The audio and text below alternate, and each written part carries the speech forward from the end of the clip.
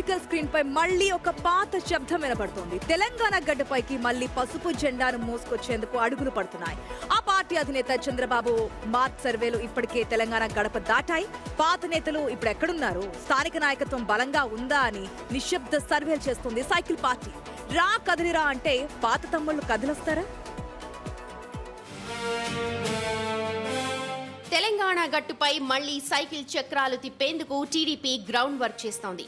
Cadre పరిస్థితి, స్థానిక నాయకత్వం, సామాజిక సమీకరణాలపై సీక్రెట్ సర్వే చేస్తోంది టీడీపీ హైకమాండ్. ఉమ్మడి ఖమ్మం జిల్లాలో ఇప్పటికీ కొన్ని గ్రామాల్లో పసుపు జెండాలు ఎగురుతూనే ఉన్నాయి. ఉత్తర తెలంగాణలోని కొన్ని జిల్లాల్లో టీడీపీ పునాదులు ఇంకా చెరిగిపోలేదు. హైదరాబాద్, రంగారెడ్డి జిల్లాల్లో సెటిలర్స్ ఓట్ బ్యాంక్ అలానే ఉంది.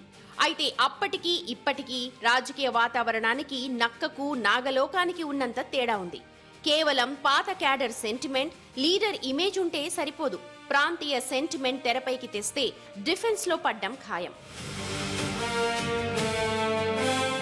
ఇప్పటికే తెలంగాణలో పొలిటికల్ ప్లాట్ఫామ్ పై కాంగ్రెస్, బీజేపీ, బీఆర్ఎస్ ఫామ్ లో ఉన్నాయి. ఇటు కల్వకుంట్ల కవిత ప్రజల్లోకి వెళుతూ ఉన్నారు.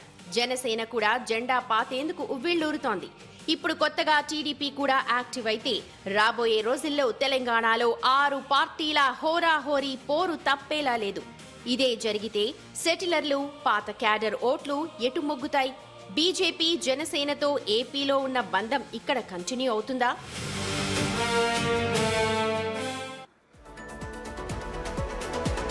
బేసిక్గా ప్రతి పార్టీ ఇక్కడికి రావడానికి ట్రై చేస్తుంది, కానీ అంత వ్యాక్యూమ్ అయితే తెలంగాణలో ఉందని నేను అనుకోవటం లేదు.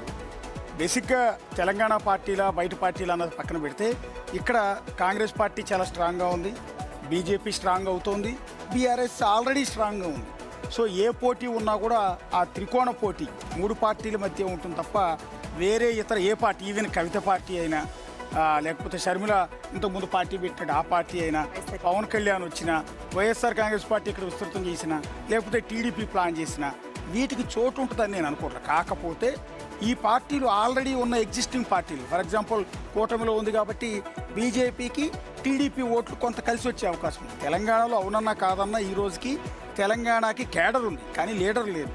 లీడర్ లేనప్పుడు ఆటోమేటిక్గా కేడర్ ఏదో పార్టీ వైపు వెళ్ళిపోతూ ఉంటారు. అది రాష్ట్ర విభజన తర్వాత కంప్లీట్గా తెలుగుదేశం పార్టీ ఆంధ్ర పార్టీ కింద ముద్రపడింది.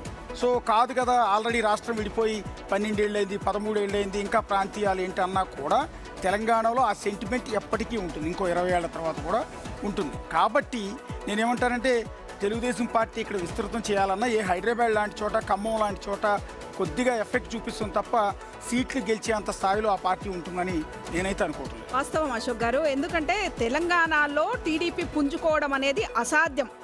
ఇప్పుడు సర్ జరుగుతుంటే చాలా మంది సెటిలర్లు కూడా సొంత ప్రాంతాల్లోనే ఓట్లు ఉంచుకున్నారు. ఇక్కడ చాలా మంది తీసేసుకున్నారు. గతంలో అనుకునేది సెటిలర్లు ఓట్లు ఎక్కువగా ఉండే ప్రాంతాల్లో ఒకవేళ వస్తే జనసేన కానీ టీడీపీ కానీ పుంజుకుంటుందని. ఇప్పుడు ఆ ఓటు బ్యాంకు కూడా తగ్గుతుంది కాబట్టి పెద్దగా అంటే పొలిటికల్ స్పేస్ పెద్దగా ఉండే అవకాశం కూడా కొడతలేదు. దీంతో పాటు గ్రౌండ్ లెవెల్ పెద్ద క్యాడర్ లేదు, చెప్పుకోదగ్గ నాయకులు లేరు. ఇట్లాంటి పరిస్థితుల్లో టీడీపీ ఎట్లా ఎదుగుతుంది? దట్టు ఇంకేంది, తెలంగాణ సెంటిమెంట్ అనేది గట్టిగా ఇప్పటికీ ఉంది. ఆంధ్ర పార్టీ ఇప్పటికే జనసేన వస్తేనే నిన్నమన్నా ఏమైంది? ఈ అన్ని పరిస్థితుల నేపథ్యంలో ఖచ్చితంగా టీడీపీకి పెద్దగా పొలిటికల్ స్పేస్ ఉండదు. ఏ ఖమ్మం జిల్లాలో, గ్రేటర్ హైదరాబాద్లో మీరు అంటున్నారు కదా, అక్కడ కూడా మినిమల్గా ఉంటుంది కానీ పెద్దగా ప్రభావితం చూపుతుందని అయితే నేను అనుకోవట్లేదు. ఈ ట్రయాంగిల్ పోర్లో ఎవరో ఒకరి దిక్కు ఉండే అవకాశం ఉంటుంది. ఒకవేళ బీజేపీ దిక్కు జనసేన టీడీపీ కలిసి ఉన్నది బీజేపీకి నష్టం చేకూరుస్తుంది.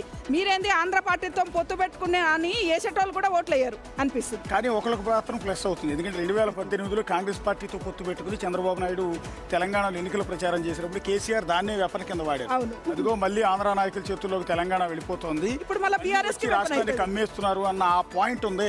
అప్పుడు కేసీఆర్ నిజానికి 2018 ఎన్నికలు బీఆర్ఎస్ వస్తుందా లేదా అని డౌట్ ఉన్న సందర్భంలో చంద్రబాబు నాయుడు వచ్చి ఒక విధంగా కేసీఆర్ ని గెలిపించాడు.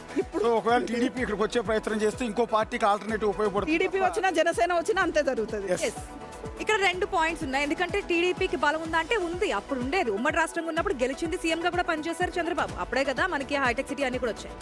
ఏదైతే రాష్ట్రం విడిపోయిందో ఆ తర్వాత ఏపీకి సంబంధించి సీఎంగా ఉన్నారు. ఈ మధ్యకాలంలో మనం ఎక్కడ చూసినా అంటే గతంలో ఎలక్షన్స్ లో పోటీ చేయలేదు. అప్పుడు తెలుగుదేశం పార్టీ రాష్ట్ర అధ్యక్షుడిగా తెలంగాణకు సంబంధించి ఎల్ రమణ ఉండేవారు. ఎల్ రమణ వెళ్ళి అడిగినా సరే పోటీ చేయలేదని చెప్పి ఆయన బీఆర్ఎస్ లోకి వెళ్ళిపోయారు.